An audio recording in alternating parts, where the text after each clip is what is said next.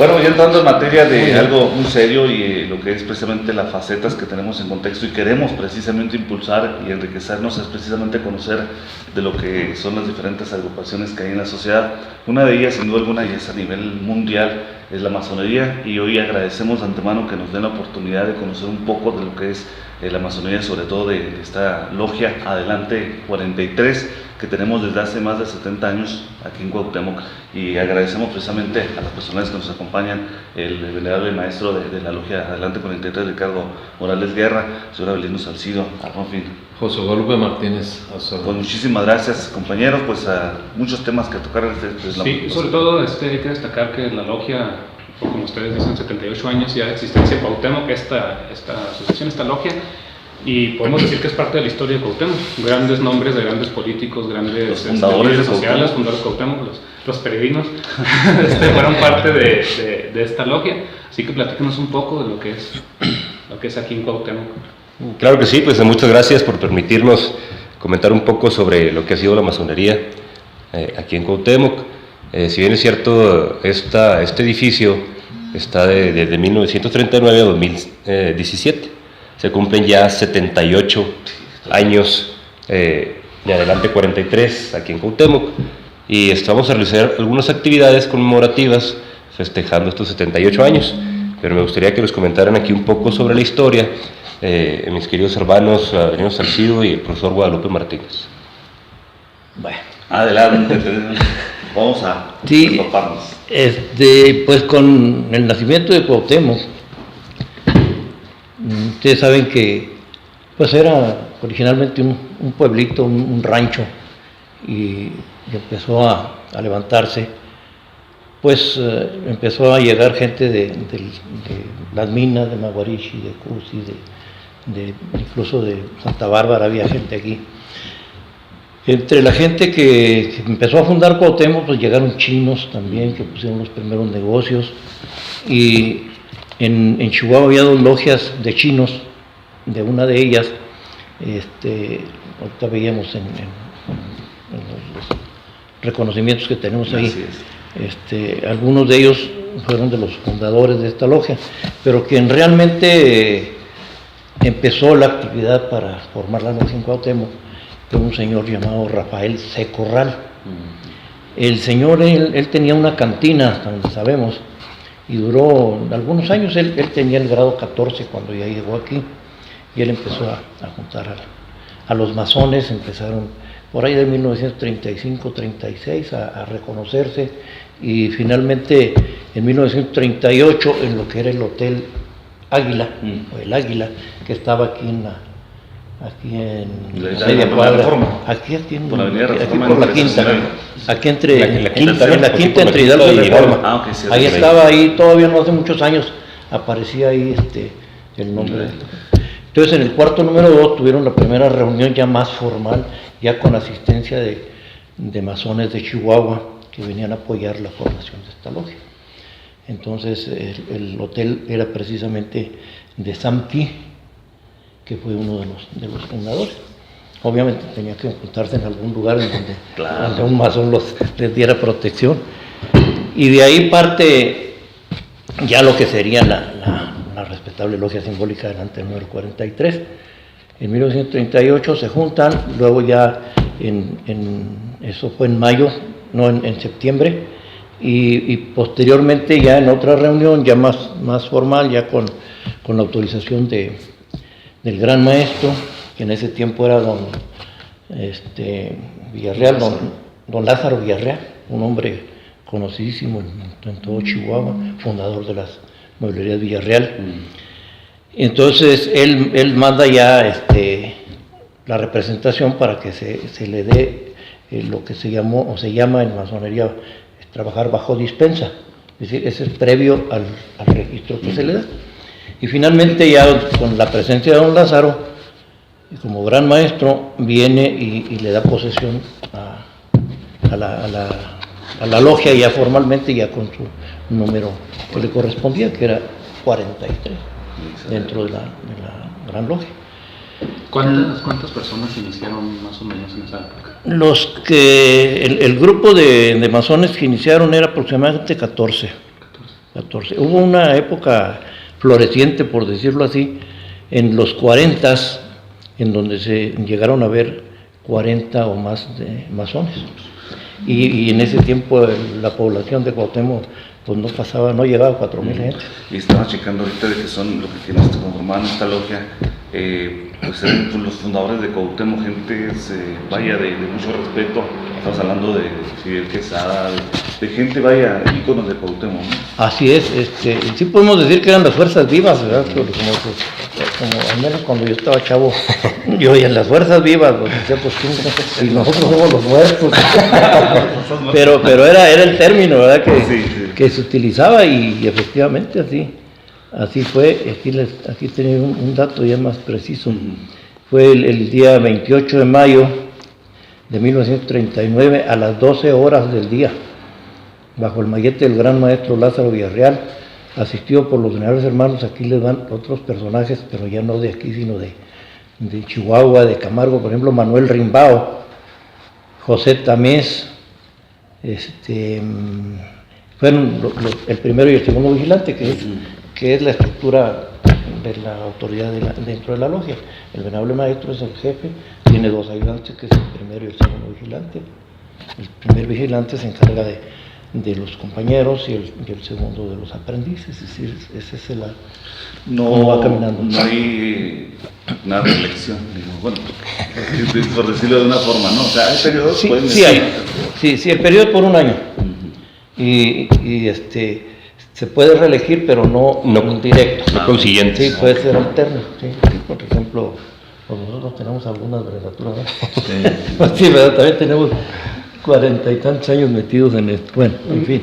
Entrando a lo que ha sido el desarrollo de la masonería en Cuauhtémoc, hay muchos mitos y leyendas o imprecisiones de lo que es el rito aquí.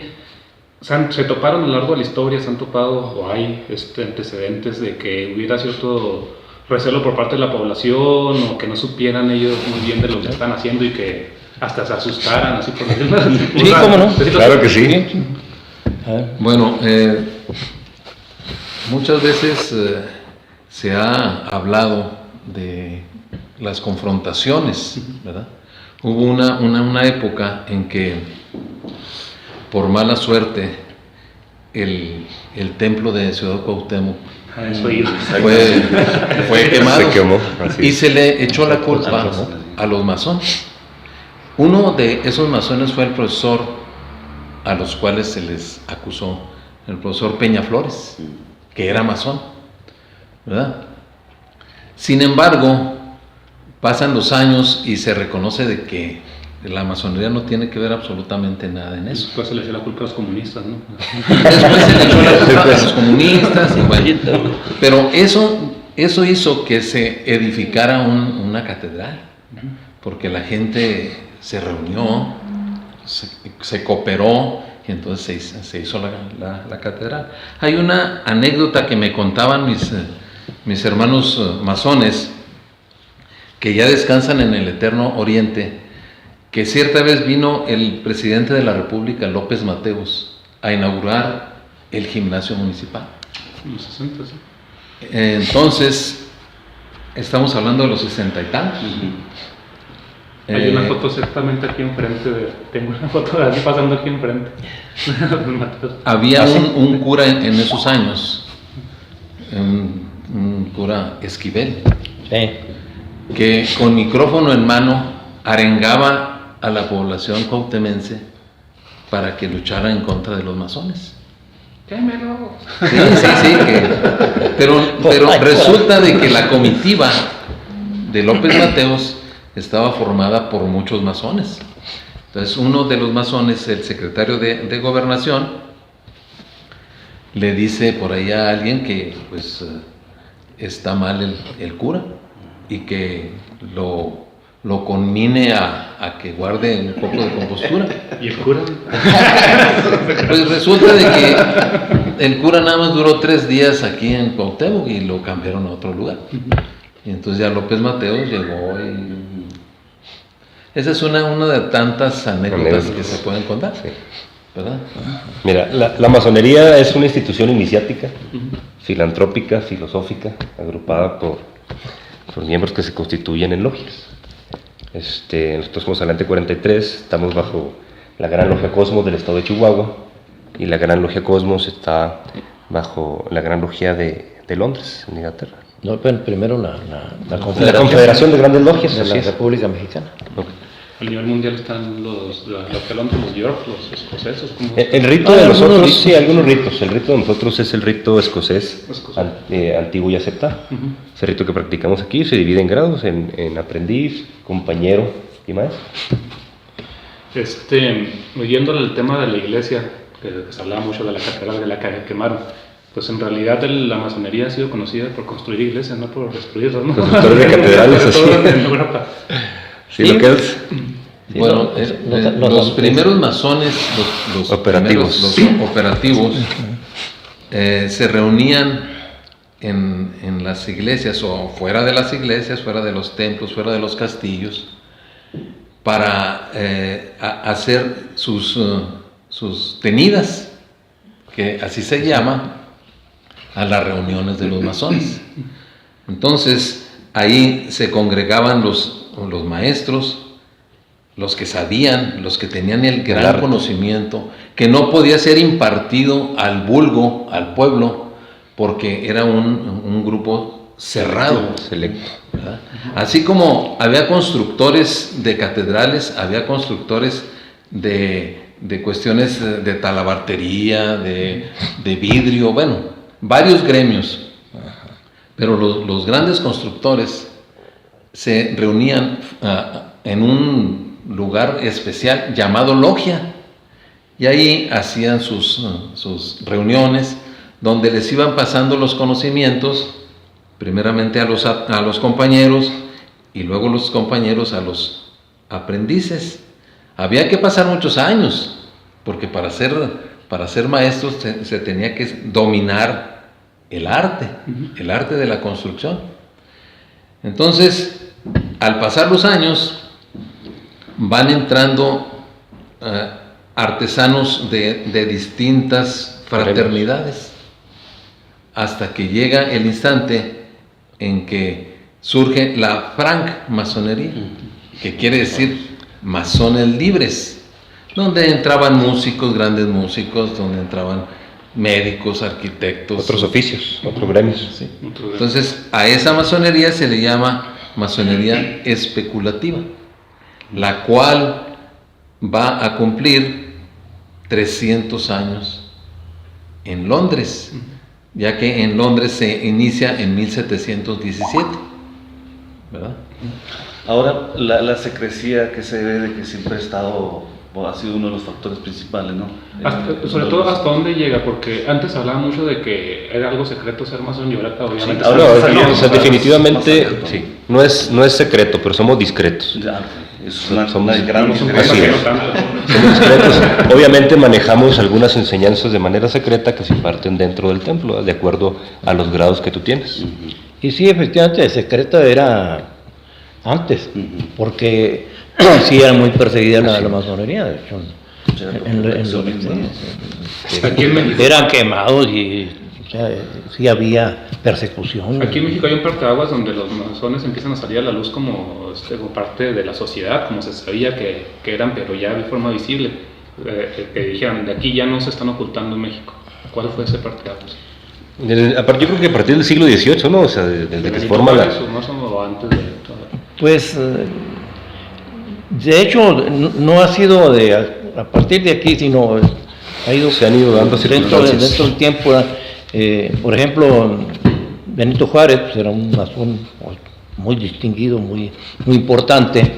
Entonces, ya las clases sociales ya sabían, pues, ahí están los masones en el gobierno. Y había todavía mucha oposición en la iglesia, y era opuesta totalmente. Por los conservadores. Entonces, los conservadores en general. De que hay ciertas enseñanzas de acuerdo a los grados. O sea, hay ciertas pláticas o enseñanzas donde el resto de los masones no pueden ingresar. Así es. Es como la escuela. Sí, bueno, sí, primero, segundo, tercero, sí, es exactamente igual. Ahora el hecho de que ya son más de 70 años en Cuauhtémoc, la gente, decíamos, la misma se creció, bueno, lo que ustedes han tomado de no ser muy protagonistas o no salir tanto y decir hemos hecho o vamos a hacer, pero ha sido mucho el logro lo que ha tenido la masonería de Cuauhtémoc, ¿no? ¿Se han dado resultados o qué es lo que se ha hecho en la masonería de Cuauhtémoc? Claro, mira, bueno, una de las enseñanzas de la masonería es que tu mano derecha no sepa lo que hace tu mano izquierda. Si bien es cierto, nosotros somos una institución filantrópica, pero no lo andamos exhibiendo o divulgando, ¿verdad? Inclusive les comento que el mes... entregando. Sí, aquí, el mes que entra es precisamente el 26 de mayo. Vamos a tener una tipo conferencia, una mesa con algunos ponentes donde vamos a hablar ciertos temas de historia de la trascendencia de la masonería en la sociedad civil. Vamos a tener ahí unos miembros de aquí de Adelante 43, que en este caso va a ser el profesor Guadalupe Martínez y el licenciado Belino Salcido. Viene el muy respetable gran maestro que es Audena Costa Roybal. Estará también con nosotros un representante de la Confederación de Grandes Logias, el doctor Fernando Martínez. Y vamos a tener, nosotros le llamamos profanos, o un representante de la sociedad civil, que en este caso va a ser el licenciado Fernando Suárez Ordóñez, y vamos a tratar distintos temas. Por ejemplo, en el caso del licenciado Fernando Suárez, él va a hablar un poco sobre cómo ve la sociedad desde afuera a los masones, ¿verdad? Y vamos a platicar nosotros un poco sobre la historia, lo que es la masonería, lo que es la masonería aquí en Cuauhtémoc, en el Estado, en México.